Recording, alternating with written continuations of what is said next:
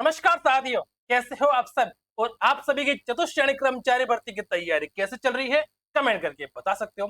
दोस्तों, आज हम बात करते हैं राजस्थान भूगोल और उसमें कौन सा टॉपिक चल रहा है हमारे, राजस्थान का भौतिक स्वरूप एवं विभाजन। क्या दोस्तों, राजस्थान का भौतिक स्वरूप एवं विभाजन और इनके जो 50 टॉप क्वेश्चन होते हैं, टॉप एमसीक्यू, 50 टॉप एमसीक्यू हम इस क्लास में करने वाले हैं। और आप लोग देखोगे कि इन क्वेश्चंस में से आप लोग देखोगे कि आप लोगों की परीक्षा में हूबहू ऐसे प्रश्न मिल जाएंगे। तो शुरू करते हैं अपन आज की क्लास। दोस्तों, राजस्थान के भौतिक स्वरूप को 4 भागों में बांटा गया है। आपको पता है कि राजस्थान का जो भौतिक स्वरूप उसको 4 भागों में बांटा गया है। उत्तरी पश्चिम उत्तरी प्रदेश, मध्यवर्ती अरावली पर्वतीय प्रदेश, पूर्वी मैदानी भाग और दक्षिणी पूर्वी पठारी प्रदेश। 4 भागों में इसको प्रमुख रूप से बांटा गया है और उस भाग को चारों भागों को अलग अलग और उप विभागों में बांटा गया है। तो अपन ने देख लिए थे कि हमने कल देखा था कि टॉप 50 क्वेश्चन हमने कल देखे थे। आज हमारा सेकंड क्लास है, इसमें भी हम टॉप 50 पीवाई की प्रश्नों को देखेंगे। और मेरा यह मानना है दोस्तों कि अगर ये 50 प्रश्न आप लोगों को आ जाते हैं तो ये मान लो कि आप लोगों का एक टॉपिक इन चारों में से कंप्लीट हो जाएगा। कौन सा? उत्तरी पश्चिम मरुस्थलीय प्रदेश। ठीक है दोस्तों, समझ में आ गई मेरी बात। आगे देखते हैं। कल की क्लास अगर किसी ने नहीं देखी है तो देख लेना। और कल की क्लास के पीवाई की एमसीक्यू मैंने टेलीग्राम चैनल पर अपलोड कर दिए हैं। कौन सी? बुकलेट। ठीक है, इसकी बुकलेट है ना, पीवाईक्यू 50 प्रश्नों की बुकलेट मैंने टेलीग्राम चैनल पर अपलोड कर दी है, आप लोग देख लेना। और आज की क्लास की पीवाईक्यू अपलोड भी मैं इस क्लास कंप्लीट होते ही अपलोड कर दूंगा। क्वेश्चन नंबर शुरू करते हैं। 51 50 क्वेश्चन की अपलोड कर दी है, 51 से 100 की मैं आज अपलोड कर दूंगा। देख लेना, देखने से चूकना मत। ठीक है, आगे देखते हैं। शेखावटी क्षेत्र में शेखावटी क्षेत्र अपना कौन कौन सा होगा दोस्तों, बताओ मुझे। सीकर। तो शेखावटी क्षेत्र में कुएं खोदने, देखो कुएं खोदने के बाद जैसे कुआं हो गया, इसको खोदने के बाद जो जलाशय बनता है उसे क्या कहता है, उसे क्या कहते हैं, कहां पर? शेखावटी क्षेत्र में। उसे क्या कहते हैं दोस्तों? जोहड़िया नाडा कहते हैं। अपन बोलते हैं ना कि नाडा में पानी भर गया, तो वो कहने क्या है, शेखावटी क्षेत्र में बोला करें। ठीक है, जोहड़ का सबसे गहरा हिस्सा क्या कहलाता है? अब भाई बताओ, अपन ने पता है कि कच्चे कुएं खोद दिए तो वहां पर जो जोहड़ होता है उसका सबसे गहरा हिस्सा है ना, जैसे ये कुछ कच्चे कुएं खोद दिए, यहाँ पर कुछ कुछ ऐसे ऐसे होते हैं जहां पर जो सबसे गहरा कौन सा है, तो उस गहरे हिस्से को दोस्तों अपन चोंबी कहते हैं। क्या कहते हैं? चोंबी कहते हैं। लूणी बेसिन का सबसे बड़ा मैदानी भाग कौन सा है? किसका दोस्तों? लूणी बेसिन का। लूणी बेसिन का सबसे बड़ा मैदानी भाग कौन सा है? बताओ। लूणी बेसिन, जो अपने लूणी बेसिन है दोस्तों, उसके बारे में पढ़ते हैं। दोस्तों लूणी बेसिन, ठीक है, इसका विस्तार कहां पर है? इसका लूणी बेसिन का विस्तार है दोस्तों अपने अजमेर, नागौर, ब्यावर, और चौथा अपने हो गया जोधपुर, बालोतरा, बाड़मेर और जालोर। यहाँ पर बाड़मेर और जालोर। ठीक है, बाड़मेर और जालोर। तो यहाँ तक तो लोनी बेसिन का सबसे बड़ा मैदानी भाग कौन सा, ये अपन को पता करना है। तो दोस्तों लोनी बेसिन का सबसे बड़ा मैदानी भाग कौन सा दोस्तों? प्रांतीय कांपीय मैदान इसका बड़ा भाग है। और लोनी बेसिन का विस्तार दोस्तों अपने अजमेर है, नागौर है, ब्यावर है, जोधपुर, बालोतरा, बाड़मेर और जालोर में है। Question number 54। लोनी बेसिन का प्रवास क्षेत्र निम्नलिखित में से किस जिले तक नहीं फैला है? अपन ने कहा क्या देखा था अभी बताओ, अपन ने क्या देखा था दोस्तों? अपन ने जालोर, नागौर, ये सब चीज अपन ने देख ली थी अभी। तो अलवर में लूणी बेसिन का प्रवास क्षेत्र नहीं है। सिरोही में भी कई कई पर भी है, मिलता है अपने को, पर अलवर में इसका प्रवास क्षेत्र नहीं है। ठीक है, लूणी बेसिन की पूर्वी सीमा क्या है? लूणी बेसिन की पूर्वी सीमा क्या है भाई? पूर्वी सीमा लूणी बेसिन की कहां पर है, बताओ मुझे। लूणी बेसिन की पूर्वी सीमा दोस्तों अपने काला भरा डूंगर है। क्या दोस्तों? काला भरा डूंगर लूणी बेसिन की पूर्वी सीमा बनाता है। लूणी नदी कहां तक या किस तक मीठी है? तो लूनी बेसिन अपन को पता है कि ये बालोतरा तक मीठी है, उसके बाद इसका पानी क्या हो जाता है दोस्तों? खारा हो जाता है। ठीक है, आप लोग प्रश्न आ रहे कि नहीं आ रहे, कमेंट करके बता देना, क्योंकि आप लोग चतुश्रेणी अधिकारी बनने वाले हो, है ना। लूनी नदी को निम्नलिखित में से कौन सी नदी नहीं मिलती है? कौन सी नदी ऐसी है जो लूनी नदी को नहीं मिलती है? भाई सरस्वती नदी ऐसी है जो लूनी नदी को नहीं मिलती। बाकी जोजड़ी है, बांडी है, जवाई है, ये सारी नदियां लूनी नदी को मिलती है। Question number 58। लूनी बेसिन में कृत्रिम झीलों, लूनी बेसिन में कृत्रिम झीलों में से निम्न में से कौन सी शामिल नहीं है? भाई लूनी नदी में कृत्रिम झीलों में से कौन सी शामिल नहीं है? भाई फतेह सागर है क्या? यस। जसवंत सागर है क्या? यस। सरदार समंद है क्या? यस। अपने मानसरोवर जो अपनी कृत्रिम झील ये नहीं है, ये अपने शामिल नहीं है।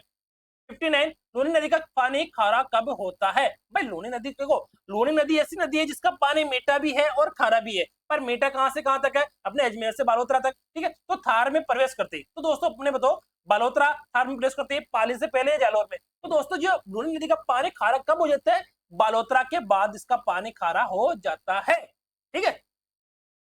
लूनी बेसिन का कुल मैदानी भाग कितना प्रतिशत है? भाई लूनी बेसिन है तो उसका कुल मैदानी भाग कितना प्रतिशत है बताओ मुझे? इसका 41.51% भाग है, ठीक है। 41.51% भाग इसका लूनी नदी बेसिन का है, ठीक है। क्योंकि ये क्या है दोस्तों? समतल कांपीय मैदान, ठीक है। लूनी नदी किन जिलों से होकर बहती है? भाई तो सबको ही पता है लूनी नदी किन जिलों से होकर बहती है। भाई भाई अपने डूंगरपुर से नहीं, सी और जयपुर से नहीं, पाली सिरोही जालोर और सिरोही, पाली जालोर और सिरोही, ठीक है। पाली जालोर और सिरोही से होकर बहती है, ठीक है। नीचे दी गई झीलों में से कौन सी लूनी बेसिन की कृत्रिम झील नहीं है? ये याद रख लेना आप। भाई हेमावास, नया गांव, गंगाशर और शारदा। तो भाई गंगाशर जो अपनी है वो लूनी बेसिन की कृत्रिम झील नहीं है ना, कृत्रिम झील नहीं है। क्वेश्चन नंबर 63 नागौर उच्च भूमि की समुद्र तल से ऊंचाई कितनी है? भाई नागौर उच्च भूमि की समुद्र तल से ऊंचाई कितनी है? भाई इसकी 300 से 500 मीटर इसकी समुद्र तल से ऊंचाई है। नागौर उच्च भूमि किस क्षेत्र के बीच स्थित है? भाई नागौर उच्च भूमि किस क्षेत्र के बीच स्थित है? भाई लोनी बेसिन और शेखावटी, थार और अरावली। भाई नागौर जो अपने नागौर उच्च भूमि है वो लोनी बेसिन और शेखावटी के बीच स्थित है। कहां पर? लोनी बेसिन और शेखावटी के बीच क्या स्थित है दोस्तों? नागौर उच्च भूमि। नागौर उच्च भूमि की उत्तरी सीमा किस स्थल द्वारा बनी है? नागौर उच्च भूमि की उत्तरी सीमा किस स्थल द्वारा बनी है? भाई देखो ये अपना हो गया राजस्थान का मैप हो गया, ठीक है। अपने बताता हूँ, ये नागौर का अपने राजस्थान का मैप हो गया, ठीक है। ये लोनी नदी का बेसिन आ गया। तो यहाँ पर जो उत्तरी सीमा है वो क्या है दोस्तों? शेखावटी का मैदान है ना, शेखावटी का अंत प्रवाही मैदान, शेखावटी का अंत प्रवाही मैदान है। तो यहाँ पर क्या हो गया दोस्तों? नागौर उच्च भूमि, नागौर उच्च भूमि, ठीक है। तो यहाँ पर समझ में आ गया कि ये क्या है? शेखावटी का अंत प्रवाही मैदान। नागौर उच्च भूमि, नागौर उच्च भूमि क्षेत्र में मौजूद कुछ खारे पानी के झीलों में से कौन सी झील शामिल नहीं है? भाई सांबर है, डेडवाना है, कुछ नावा। तो ये तीनों दोस्तों खारे पानी की झील है। ये तीनों क्या है दोस्तों? खारे पानी की झील। पर पुष्कर झील क्या है दोस्तों? पुष्कर झील खारे पानी की झील नहीं है। नागौर उच्च भूमि क्षेत्र में नमक की उत्पत्ति का स्रोत क्या है? इसकी स्रोत क्या है दोस्तों? माइकासिस चट्टाने, माइकासिस चट्टाने है ना। तो नागौर एक ऐसा प्रदेश है अपना, राजस्थान का ऐसा जिला है जहां पर सर्वाधिक नमक की जो नमक उत्पादन भी होता है, ठीक है ना। और यहाँ पर जितनी भी क्षेत्र है जहाँ पर सारा जो पानी है वो खारा पानी निकलता है ना। और माइकासिस चट्टानों की वजह से यहाँ पर क्या है? नमक की उत्पत्ति होती है, ठीक है। क्वेश्चन नंबर 68 नागौर उच्च भूमि क्षेत्र में फ्लोराइड की अतिव्यापकता का परिणाम क्या बताया गया है? भाई अगर फ्लोराइड सबसे ज्यादा होगा, देखो फ्लोराइड होगा सबसे ज्यादा, है ना। पानी में क्या होगा? फ्लोराइड होगा। तो क्या होगा बताओ भाई? भाई बाल सफेद हो जाएंगे कि नहीं? हड्डियों का ठेडापन हो जाएगा क्या बताओ? हाँ हड्डियों का दोस्तों क्या हो जाएगा? ठेडापन हो जाएगा, है ना। ये जो नागौरी क्षेत्र में होते हैं दोस्तों, तो वहां पर जो लोग रहते हैं वहां की जो लोगों की मतलब हड्डी होती है, बोन्स होते हैं, तो उनमें क्या थोड़ा सा ठेडापन रहता है। इसकी वजह से पानी के में नमक की वजह से या फ्लोराइड की वजह से, ठीक है। नागौर उच्च भूमि क्षेत्र को स्थानीय रूप से किस नाम से जाना जाता है? नागौर उच्च भूमि क्षेत्र को देखो बांका पट्टी है, कुबड़ पट्टी, यस भाई वहां पर फ्लोराइड की अधिक मात्रा है। तो वहां पर क्या होती है? जो उनकी जो भौतिक संरचना होती है मानव की, यानी उनके जो वहां पे जो मनुष्य होते हैं, तो उनमें थोड़ा सा कुबड़ कुबड़ जैसा थोड़ा सा उनकी क्या दिखाई देता है। पता है ना आपको कि वहां पर हड्डियों में ठेडापन हो जाता है, तो ठेडापन हो जाता है तो वो क्या कुबड़ जैसा रूप ले लेता है। तो वहां पर क्या बोलते हैं उसको? बांक पट्टी या कुबड़ पट्टी। राजस्थान में सर्वाधिक फ्लोराइड किस स्थान में के पानी में पाया जाता है? भाई मकराना के आसपास असरवा गांव में। फ्लोराइड किस स्थान में सर्वाधिक पाया जाता है? मकराना के आसपास असरवा गांव में। नागौर उच्च भूमि की मुख्य खारे पानी के झीलों में से कौन सी झील नागौर जिले में स्थित है? भाई नागौर जिले में कौन सी स्थित है बताओ? भाई बताओ मुझे नागौर जिले में कौन सी स्थित है? भाई फतेह सागर है क्या? पुष्कर है क्या? सेम झील है क्या? नहीं भाई इसमें सबसे ज्यादा दोस्तों कौन है? डीडवाना झील। अपनी डीडवाना झील नागौर में स्थित है, जहां पर खारे पानी की प्रमुख झील है ये नागौर की। बाकी फतेह सागर, पुष्कर और सेम झील नहीं है। नागौर उच्च भूमि क्षेत्र में फ्लोराइड की समस्या के प्रमुख कारण कौन कौन से? भाई फ्लोराइड है वहां पे, तभी तो हड्डियों में टेढ़ापन होता है। हाँ, तो बताओ क्या कारण है इसका? भाई इसका कारण है दोस्तों माइकासिस चट्टानों का क्षेत्र। ठीक है, राजस्थान का सबसे कम वर्षा वाला स्थान कौन सा है? सबसे कम वर्षा वाला, सबसे कम वर्षा वाला क्षेत्र, तो ये कौन सा दोस्तों? जैसलमेर। तभी तो वहां पर जैव विविधता पाई जाती है ना, जैव विविधता पाई जाती है। और वहां पर दोस्तों अगर पानी कम है, जनसंख्या भी कम, पानी कम जनसंख्या भी कम। ठीक है, पश्चिमी राजस्थान का सबसे आर्द्र स्थान कौन सा है? पश्चिम राजस्थान, यानी कि अपना पश्चिम राजस्थान कौन सा हो गया दोस्तों? ये वाला पश्चिम राजस्थान हो गया। तो यहाँ पर सबसे आर्द्र स्थान कौन सा है बताओ मुझे, बताओ। भाई रांगपुर, पाली, बाड़मेर, जालोर या नागौर है? तो दोस्तों रानीवाड़ा जालोर, तो ये रानीवाड़ा जालोर है दोस्तों, ये पश्चिम राजस्थान का सबसे आर्द्र स्थान है। राजस्थान में प्लाय झीलें किसे कहते हैं? राजस्थान में प्लाय झीलें किसे कहते हैं? भाई दो बालुका स्तूपों के बीच अस्थायी वर्षा जल से बनी झील, ये क्या कहते हैं दोस्तों? ये क्या कहलाती है? प्लाय झील कहलाती है। ठीक है, क्वेश्चन नंबर 76, राजस्थान में सर्वाधिक प्लाय झीलें कहाँ पाई जाती है? तो अपने पता है जैसलमेर में पाई जाती है। इनमें से कौन सी झील जैसलमेर झील में प्लाय झील नहीं है? भाई इनमें से कौन सी झील जैसलमेर जिले में प्लाय झील नहीं है? भाई कनौड़ है, बरमसर है, बाकरी और बाप। भाई बाप जो झील है वो जैसलमेर की प्रमुख झील नहीं है दोस्तों, ये कहाँ की है? ये जोधपुर की है। ठीक है, बाकी तीनों क्या है? कनौड़, बरमसर और भाकरी, ये कहाँ की है? जैसलमेर की है। ठीक है, खड़ीन क्या है? भाई खड़ीन क्या है ये बताओ मुझे। पानी सूख जाने पर उपजाऊ परत, हाँ ये पानी सूख जाने पर उपजाऊ परत क्या कहलाती है दोस्तों? खड़ीन कहलाती है। क्वेश्चन नंबर 79, राजस्थान में खड़ीन की उपजाऊ परत को क्या कहते हैं? भाई खड़ीन है तो इसकी उपजाऊ परत को क्या कहते हैं राजस्थान में? महरो, मुरम, बरजा या धुंधरा? तो राजस्थान में खड़ीन की उपजाऊ परत को दोस्तों महरो कहते हैं। क्या कहते हैं? महरो कहते हैं। ठीक है, प्लाय क्षेत्रों में बेजड़ एवं राई का कृषि कौन सी फसलें शामिल है? प्लाय क्षेत्रों में बेजड़ एवं राई का कृषि कौन सी फसलें शामिल दोस्तों? यहाँ पर दोस्तों गेहूं जो और चना, चना दोस्तों, गेहूं जो और चना। ठीक है, ये तो हो गई बेजड़, और सरसों एवं तारा मेरा ये कौन सी होगी? राय का कृषि। और ये क्या होगी दोस्तों? अपने बेजड़। ठीक है, पश्चिम राजस्थान में रेबारी व देवासी समाज को क्या कहा जाता है? बताओ भाई, पश्चिम राजस्थान में रेबारी और देवासी समाज को क्या कहा जाता है? आपको पता है कि पश्चिम राजस्थान में ही ऊंट सर्वाधिक पाए जाते हैं, है ना। सर्वाधिक ऊंट का मतलब हो गया कि वहां पर रेगिस्तान में ऊंटों का काम है।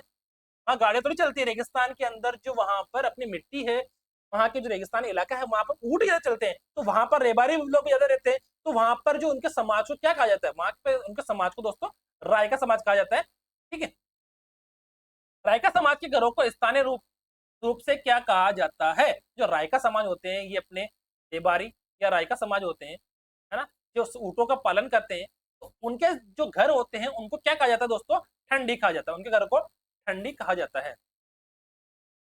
क्वेश्चन नंबर, बटांडू का कुआं कहाँ है? बटाडू, बटांडू का कुआं को किस नाम से भी जाना जाता है? इसे रेगिस्तान का जलमहल भी कहते हैं। किसने बटांडू के कुएं का निर्माण करवाया? भाई रावल, गुमान सिंह या गुलाब सिंह ने बटांडू के कुएं का निर्माण, बटांडू के कुएं का निर्माण करवाया। ठीक है, चंदन नलकूप को किस उपनाम से जाना जाता है? किसको चंदन के नलकूप को किस नाम से जाना जाता है दोस्तों? इसको थार के घड़े के नाम से जाना जाता है, चंदन के नलकूप को। कोलायत को किस नाम से भी पहचाना जाता है? भाई कोलायत, बीकानेर को किस नाम से जाना जाता है तो बताओ मुझे। मरुस्थल का सुंदर उद्यान, मरुस्थल का,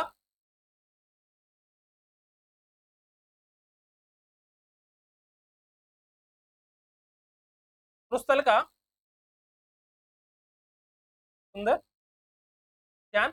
कोलायत को किस नाम से जाना जाता है? मरुस्थल का सुंदर उद्यान के नाम से भी जाना जाता है। गजनेर झील दोस्तों, गजनेर झील दोस्तों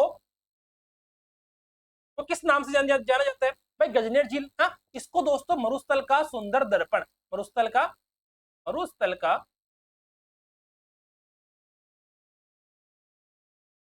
दर्पण के नाम से भी इसको जाना जाता है। तो ये तो सबको पता है कि राजस्थान के जैसलमेर में पाए जाने वाला सर्प कौन सा है? पीवना सर्प। क्या है दोस्तों? पीवना सर्प। राजस्थान में लाटी सीरीज क्या है? भाई लाटी सीरीज क्षेत्र क्या है राजस्थान में?